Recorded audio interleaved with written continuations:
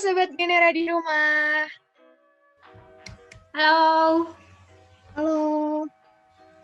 Ketemu lagi nih di Seirama. Yeay. Gimana nih kabar Sobat Genera di rumah? Semoga dalam keadaan sehat ya. Ya amin, walaupun lagi PPKM kayak gini nih, Suara Irama tetap nemenin Sobat Genera di rumah. Betul banget. Sebelum kita mulai nih, kayaknya enaknya kenalan dulu kali ya. Soalnya pepatah bilang tak kenal maka tak sayang. Nah, kenalin, nama aku Nafisa, dan aku nggak sendirian soalnya aku ditemenin nih sama Aku Reida. By the way nih, Naf, hari ini kita mau ngebahas apa sih? Hari ini kita bakal ngebahas topik yang menarik banget nih menurut aku, yaitu mental health.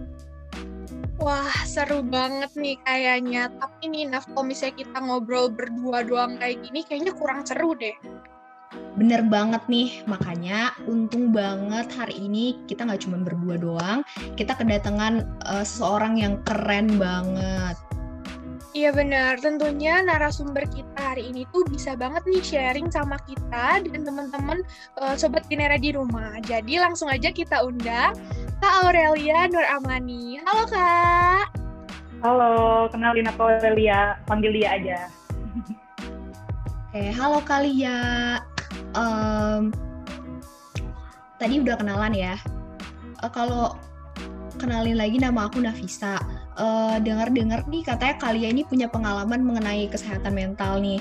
Boleh diceritain gak sih Kak, gimana awalnya sampai akhirnya Kalia ini tahu kalau misalkan Kalia ini mengalami permasalahan mental health gitu, ada masalah di mental health-nya. Ya, jadi bener banget. Kalau awal mula aku kena itu, awalnya tuh aku kuliah nih kan, bareng-bareng sama teman-teman aku. Tapi aku ngerasa kok kayak beda ya gitu, kayak feel-nya kok gak kayak waktu aku SMP SMA gitu. Sampai akhirnya aku sempat beberapa hari itu di apartemen aku, kan aku ngekosnya di apartemen. Terus aku kayak ngerasa kayak aku nggak mau sekolah deh, kayak aku nggak mau kuliah gitu, masuk ke kelas, kayaknya aku nggak mau ketemu teman-teman deh, kayak males banget gitu ketemu dan berinteraksi sama orang banyak.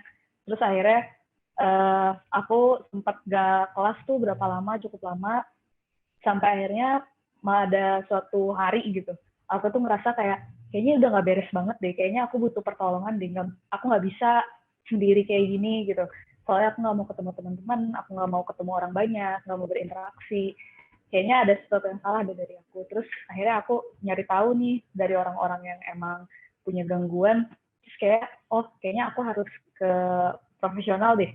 Yaudah deh, aku nyobain ke profesional gitu kan. Sampai akhirnya pas aku ke profesional, ya ternyata aku punya gangguan gitu, dan ternyata nggak seserem itu ya ke profesional, kayak gitu sih awal mulanya. Kalau misalnya tanggapan dari orang-orang di sekitar Kalia sendiri kayak gimana sih Kak? Ngelihat Kalia yang kayak gitu kan tadi sempat gak mau ke kampus juga kan, gak mau kuliah, itu kayak gimana Kak? Mereka ngedukung atau malah acuh gitu Kak?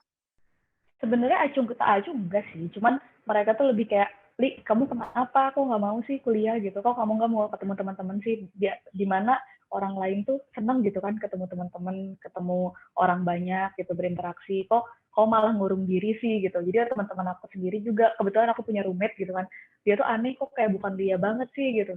Jadi mereka lebih keheran sih kayaknya. Tapi Kak, berarti Kakak tuh awalnya biasa aja gitu ya, nggak yang kayak nggak mau berinteraksi sebelum-sebelumnya gitu, nggak kayak gitu ya? Enggak, sebelumnya tuh aku anaknya seneng banget berinteraksi ke sana ke sini, terus kayak bisa dibilang tuh kayak fun aja gitu, kayak anak-anak yang seneng nongkrong, tapi tiba-tiba aku narik diri gitu dari pertemanan aku, dari lingkungan aku, kayak aku nggak cocok deh gitu. Ada yang bilang sih gitu kayak rasanya. Terus itu berarti ngeganggu banget nggak sih Kak kegiatan sehari-hari gitu? Ganggu banget itu tuh, apalagi aku kuliah ya, itu tuh absen aku tuh bisa kosong sampai berapa banyak hanya karena aku mau berinteraksi, karena aku pernah suatu ketika tuh masuk ke kelas, kan kalau orang buka pintu otomatis semua pada ngeliat gitu ya. Nah aku tuh ngerasa ini apaan sih, semua orang ngeliat, kayaknya mereka ngomongin aku jelek-jelek deh, kayaknya ini otak aku tuh berpikirnya selalu negatif gitu, sampai akhirnya nggak mau ketemu banyak orang, males diomongin kayak gitu, dan itu ngaruh banget ke seharian aku, sampai nggak mau ketemu orang-orang, serem, aku mikir sampai kayak gitu gitu.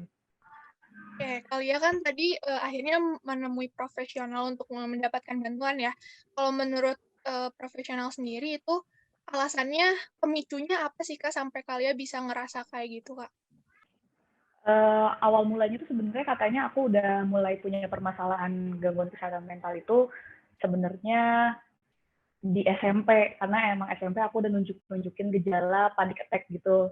Cuman saat itu juga aku belum cukup besar dan orang tua aku juga masih awam tentang kesehatan mental gitu kan. Sampai akhirnya aku udah ngerasa SMA kok ini kuliah kok ini ganggu banget ya, sampai panic attack tuh sampai aku bisa masuk IGD gitu kan. Terus akhirnya ya udah aku nyobain ke profesional aja deh gitu. Dan kata profesionalnya itu psikolog psikiater aku tuh pemicunya itu dari dorongan orang-orang sekitar yang apa ya, ingin aku untuk terus lebih dan lebih gitu. Jadi sampai aku tuh nggak pernah dapat apresiasi, sampai akhirnya aku nggak confidence, aku nggak percaya sama diri aku sendiri, sampai akhirnya setiap aku mau melangkah ke suatu tempat atau ke suatu permasalahan gitu, suatu organisasi atau apapun itu, ada ketakutan dari diri aku sendiri, kayaknya aku nggak akan bisa deh, aku selalu mikir kayak gitu, padahal itu belum terjadi gitu. Terus kan tadi udah dijelasin tuh kayak kalian ngerasa gimana gimana kayak gitu. Terus cara kalian ngatasinnya gimana? Cara ngatasinnya tuh gimana sih? Atau kayak rekomendasi dari yang profesional ini kayak misalkan kalian harus kayak gini untuk ngatasin hal yang kalian rasain gitu. Kalau misalnya untuk ngatasin sih kan aku lebih di cemasnya paniknya itu tinggi banget. Jadi kalau misalnya aku diajarinnya untuk mikir apa yang akan terjadi sekarang gitu, realitanya. Jadi di mana aku punya kecemasan, misalnya nih kita nih umumnya ya, kita yang masih kuliah itu takut banget sama nilai, misalnya sama IPK, terus takut banget sama ujian-ujian atau organisasi, kayak sanggup nggak ya, kayak gitu-gitu pasti ada pertanyaan kan, atau ngerasa insecure gitu. Nah ketika kecemasan itu muncul, yang harus aku lakuin itu kayak aku mikir dulu nih, ini bakal terjadi apa enggak, apa yang terjadi sekarang tuh belum tentu, apa yang aku pikirin sekarang tuh belum tentu nih akan terjadi ke depannya gitu. Siapa tahu ketakutan aku misalnya, aduh aku takut IPK aku jelek banget. Taunya pas aku udah ngejalanin kuliah, taunya IPK aku besar. Itu kan berarti kan bukan realita yang akan terjadi ya. Itu hanya kecemasan dari diri aku sendiri. Jadi kalau aku diajarinnya lihat dulu apa yang terjadi sekarang, lihat realitanya. Ketika ada kecemasan, buang kecemasan itu dan kita coba hadapin. Kalau kita udah nyoba hadapin, ternyata kita nggak bisa, berarti kita masih belum nyampe ke titik itu gitu. Kita harus berusaha untuk mencapai ke titik itu. Tapi ketika kita berhasil, berarti kan kecemasan kita nggak terjadi, dan kalau misalnya kita terlena sama kecemasan itu, apa yang ingin kita capai itu nggak akan bisa tercapai gitu kan. Kalau boleh tahu nih Kak, Kalia sendiri berapa lama sih sampai akhirnya bisa mencapai titik tersebut? Sebenarnya sampai sekarang aku masih belajar sih ya untuk mencapai titik tersebut gitu. Aku juga kadang masih terlena sama kecemasan aku, ketakutan aku, tapi mungkin karena aku perlahan belajar gitu kan, oh ini tuh harus seperti ini harus seperti ini gitu. Semua orang punya porsinya masing-masing. Sampai akhirnya aku udah, sekarang tuh aku udah setahun lebih, dan udah tepat setahun tuh aku baru bisa nerima kenyataan kalau misalnya setiap orang itu punya tingkatan porsi yang beda-beda gitu setiap orang itu. Aku baru bisa capai itu dalam 1 tahun. Berarti sampai sekarang kalian masih kayak berjuang untuk ngadepin kecemasan ini ya. Iya, masih berjuang banget, masih takut banget. Pastilah anak-anak zaman sekarang ya, apalagi di umuran kita, pasti insecure banget tuh kalau ngeliat orang yang lebih tinggi di atas kita kan gitu. Jadi masih ada sih. Terus gimana sih perasaan kalian waktu ke profesional terus tahu ternyata kalian ini tuh kayak punya kecemasan gitu? Ada malah makin cemas atau gimana gitu? Takut, aku tuh oleh gak percaya sama takut sih. Kayak masa sih aku sampai separah itu gitu, sampai harus ke psikiater gitu kan, kayak enggak mungkin. Awalnya sih kayak gitu, aku denial dulu, tahap denial. Setelah udah tahap denial, aku ngerasa oh iya, oke, aku bener kayak gini dan aku butuh pertolongan. Sampai akhirnya oke, kita coba aja gitu, kita adepin pertolongan itu, kita terima pertolongannya, dan ternyata oh emang jauh lebih baik gitu. Kak, kalau misalnya sebelumnya nih Kak, ada gejala-gejala yang, eee, timbul nggak sih Kak, yang Kakak rasain? Untuk gejala tuh ketika panic attack tuh ya, itu nggak enak banget. Jadi ketika panic attack itu eh rasa tubuh itu awalnya gemeter dulu nih, udah gemeter sebadan badan, kalian kerasa kayak kalau kalian misalnya mau naik ke panggung deh gitu, pasti kan lemes tuh badan tuh kayak aduh bisa nggak ya kayak gitu gitu kan. Itu awalnya gemeter, terus tiba-tiba nafas jadi cepat kayak habis lari itu nafasnya. Setelah nafas jadi cepat badan tuh jadi kaku, dan ketika badan jadi kaku tuh udah nggak bisa ngapa-ngapain. Dan itu ternyata aku kira awalnya aku punya permasalahan pernapasan, ternyata emang punya, cuman selama ini tuh aku bisa bolak-balik IGD itu karena panik attack aku yang udah separah itu gitu. Jadi gejala awal aku tuh sesak nafas yang terus-terusan sampai seminggu tuh bisa 3 kali bolak-balik IGD. Terus Kak, waktu Kakak, misalkan, pas kapan sih Kakak mengalami panic attack? Apa pas kayak mau, presentasi gitu atau bisa juga pas nggak lagi ngapa-ngapain tiba-tiba muncul aja gitu? Kalau panic attack itu dia bisa muncul kapan aja sebenarnya, tapi emang sebelumnya bisa ada pemicu, entah nanti pikiran sebelumnya gitu punya pemikiran berat terus tiba-tiba 2 hari setelahnya bisa jadi panic attack, atau bisa juga kalau misalnya, tapi itu lebih ke anxiety sih, anxiety attack. Jadi ketika kita mau naik panggung misalnya jadi apa kayak gitu atau presentasi itu emang bisa kambuh juga, cuman nggak separah kalau misalnya aku sebutnya panic attack. Jadi parah banget kalau panic attack itu sampai nggak bisa ngapa-ngapain. Terus Kak, bener nggak sih Kak, Kakak itu ada gejala, apa ya, psikotik halusinasi, bener nggak? Iya benar. Nah, itu tuh Kak, gimana sih rasanya, eee, gimana rasanya pas Kakak ngalamin gejala itu? Enak banget. Jadi rasanya tuh awalnya tuh ya aku kira tuh ini aku apa punya six sense kali ya gitu kan, bisa ngedengar suara-suara kayak gitu. Tapi aku lama-lama kok keganggu ya, kok suaranya, jadi suara yang aku dengar itu suara nyata kayak aku lagi ngobrol aja sekarang sama kalian gitu. Kayak suaranya tuh senyata itu gitu, kayak ada orang lagi ngajak ngobrol aku dan itu tuh nyuruh aku kayak misalnya udahlah kamu nggak akan sanggup, udahlah uh, ini mah nggak akan bisa kamu lewatin, udahan aja kayak gitu-gitu. Dan itu nggak enak banget. Oh, serem juga ya, Kak. Berarti tapi kayak kalau di tempat umum gitu, kayak Kakak bisa bisa aja jadi kayak kelihatan ngomong sendiri gitu atau gimana tuh, Kak? Uh, Untungnya aku belum separah itu ya. Kan ada yang namanya skizofrenia tuh. Skizofrenia tuh emang dia dimanapun mendengar suara. Untungnya kalau aku itu masih, kalau misalnya aku punya pikiran berat gitu, kalau misalnya aku lagi punya kecemasan, baru suara itu muncul dan meyakinkan kalau aku itu nggak bisa. Nah, cuman kalau misalnya di tempat luar gitu, apalagi sama teman-teman, biasanya suara itu hilang sih. Kadang ada, tapi gimana caranya aku bisa ngelawan itu jangan sampai jadi kayak ngobrol sendirilah gitu. Oke Kak, kan, Oke.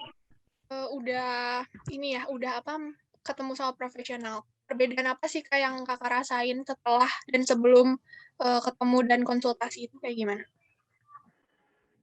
Jadi sebelum konsultasi itu kan aku gak bisa nanganin panic attack aku, terus kecemasan berlebih aku, sama salah aku tuh sebelum ke psikolog itu aku kerjaannya tidur kalau di rumah tuh, kalau misalnya nggak ada kegiatan juga tidur aja pokoknya, terus nggak ingin ngelakuin kegiatan lain yang lebih produktif gitu, sampai aku kan atlet basket gitu, aku tuh sampai nggak mau latihan gitu, malas banget. Nah terus sampai akhirnya aku ke psikolog, udah jalan sebulan itu aku baru bisa balik lagi beraktivitas seperti biasa. Nah terus udah bisa beraktivitas seperti biasa, aku mulai belajar gimana nih cara nanganin kecemasan aku yang berlebihan, cara nanganin kesedihan aku yang berlebihan gitu. Jadi sebelum dan setelah ke psikolog itu banyak banget perubahan yang terjadi di hidup aku sih. Kalau menurut Kakak sendiri nih, misalnya orang-orang yang merasakan gejala yang sama tuh harus nggak sih Kak, untuk nemuin psikolog? Kalau menurut aku ya, untuk ke psikolog atau ke psikiater itu nggak usah ragu sih. Sebenarnya mungkin tahap awalnya ke psikolog dulu gitu kan. Nggak usah takut, nggak usah ragu. Aku juga dulu takut kok gitu untuk berani akhirnya ngambil langkah untuk oke aku ke psikolog gitu. Aku juga takut ditanya, takut dikorek ini itunya gitu kan pasti. Tapi setelah aku ke psikolog enggak kok, enggak seserem itu gitu. Bahkan bikin hidup kalian lebih tenang. Jadi kalau menurut aku kalau emang kalian ngerasa permasalahan kalian udah mengganggu kehidupan keseharian kalian nih, terutama apalagi kuliah kalian, sekolah kalian gitu, itu nggak masalah banget sih, ke psikolog akan membantu banget buat kalian. Iya sih Kak, daripada self-diagnose gitu ya, lebih baik langsung ke profesional aja. Oke, jadi kemarin tuh di Instagram Persma Genera kita udah buat question box buat Sobat Genera juga di rumah yang punya pertanyaan nih buat Kalia. Boleh. Eh, Langsung ke pertanyaan pertama aja kali ya. Boleh. Eh, Kira-kira seseorang itu termasuk nggak sehat mentalnya kalau udah mengalami ciri-ciri kayak gimana ya? Sebenarnya ciri-ciri tiap orang berbeda ya. Cuman kan kalau aku udah sampai ke gejala fisik, itu udah harus langsung ke psikolog sih menurut aku. Cuman kalau misalnya kalian udah ngerasa, misalnya kalian cemas nih atau enggak sedih, tapi kalian udah berlarut-larut, misalnya kalian kehilangan seseorang gitu, terus kalian sedih, tapi kok udah 3 bulan sedihnya nggak hilang-hilang ya, kok udah nggak bisa nanganin kehidupan aku lagi ya, kuliah aku keteteran, apa, itu nggak masalah kok ke psikolog. Ke psikolog itu nggak mesti kalian punya gangguan kesehatan mental. Kalau emang kalian ingin cerita juga kalian bisa banget ke psikolog. Misalnya kalian ngerasa, aduh nggak ada yang ngertiin aku nih, kalian bisa banget ke psikolog, pasti mereka bisa lebih ngerti gitu. Kak, selanjutnya ada pertanyaan lagi nih. Kak, kalau kita less expectation terhadap hampir semua hal karena nggak ingin kecewa itu wajar nggak sih? Sebenarnya kalau dibilang wajar apa enggak, kalau sesuatu yang berlebihan itu nggak wajar sih ya.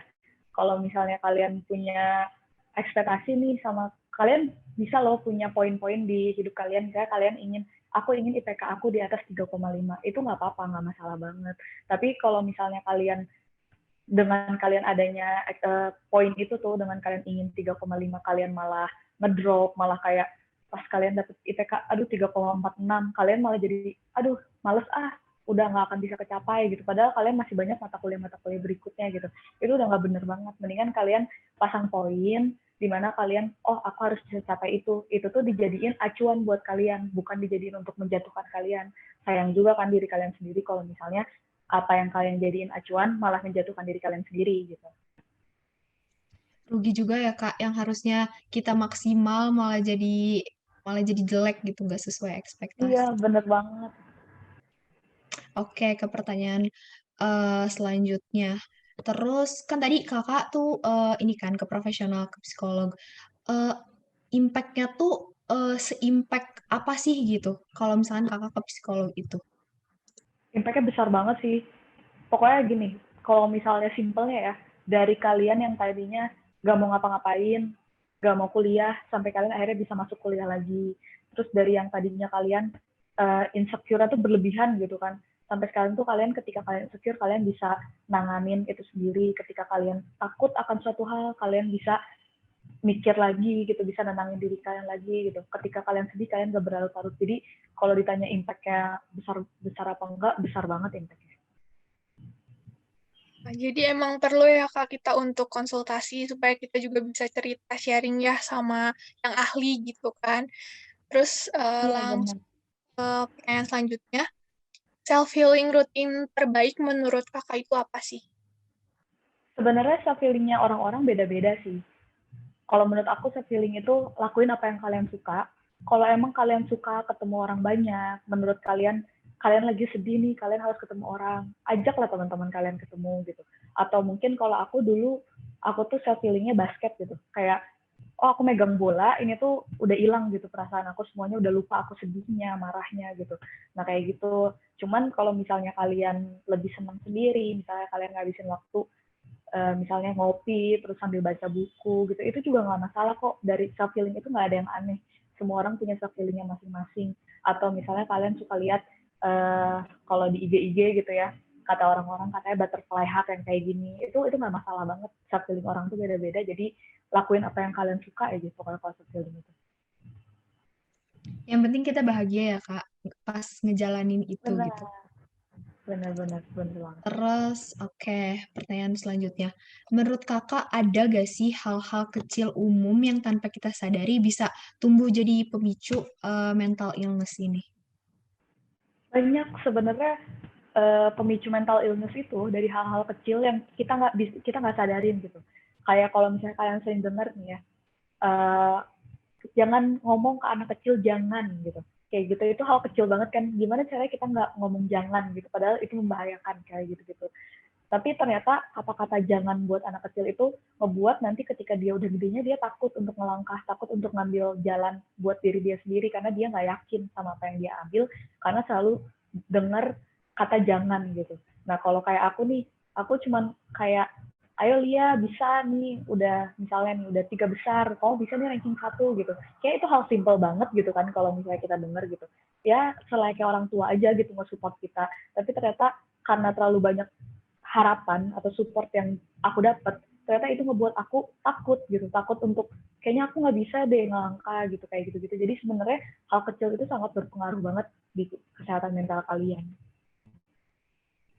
Oke, kalau misalnya dari sepengamatan kakak sendiri, sebenarnya akar dari gangguan mental tuh apa sih, Kak? Akar, kalau misalnya ngomongin awal mulanya dari gangguan kesehatan mental itu sebenarnya banyak ya. Ada yang dari keluarga, ada yang dari teman. Pokoknya kayak misalnya nih, oke, keluarga kalian support kalian, keluarga kalian oke banget nih, kayak bisa jadi bahu kalian gitu. Tapi tiba-tiba kalian ketemu sama temen lingkungan yang toksik. Nah, terus itu bisa jadi loh ngeganggu kesehatan mental kalian gitu. Jadi sebenarnya hal apapun itu, dari manapun itu, sebenarnya bisa ngeganggu kesehatan mental kalian. Gitu.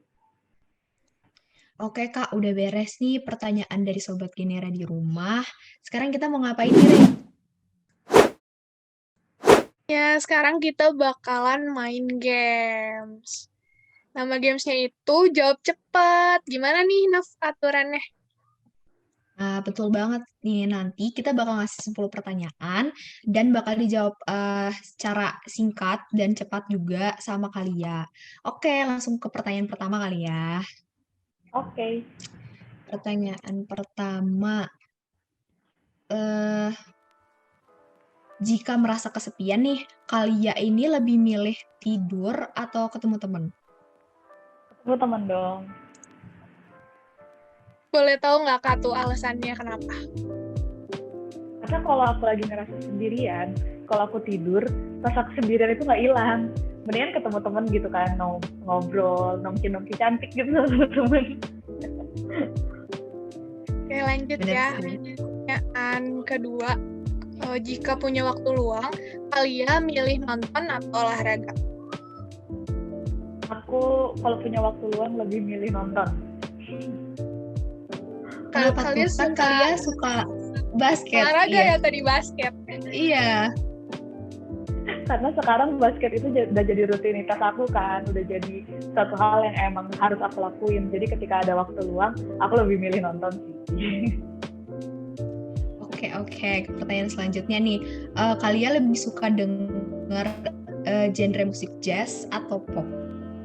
Aku lebih suka dengar genre musik jazz karena lebih slowly, lebih enak didengar, lebih healing aja gitu.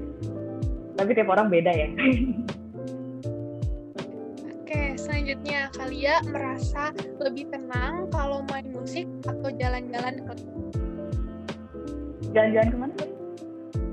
jalan-jalan keliling kota? Aku lebih suka jalan-jalan keliling kota. Aku seneng banget keliling-keliling kota, lihat pemandangan, apalagi kalau lihat yang hijau-hijau, aku seneng banget. Oke. Apresiasi ke diri sendiri dilakukan dengan membeli barang atau kuliner? Beli barang. Aku anaknya impulsif banget. Ya, cewek seneng banget ngasih shopping. Bener sih Kak, setuju. Aku juga kadang-kadang kayak lihat barang lucu dikit kayak pengen check out. Apalagi Iya, kalau benar. diskon yang Iya bener. Setuju Bener banget. Oke, selanjutnya, kalian lebih suka nonton film action atau drama? Aku lebih suka nonton film drama, apalagi yang sedih-sedih itu. Wah, enak banget tuh kalau lagi ingin nangis nonton film sedih kan, sekalian nangisnya. Bener sih Kak, setuju banget. Aku juga kalau lagi galau kayak ya udah kayak mau nangis nonton film yang sedih aja.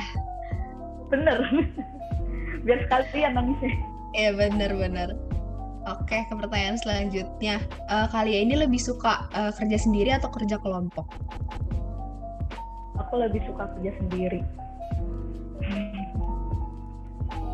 Kenapa tuh, Kak? Karena mungkin aku karena anaknya perfeksionis ya.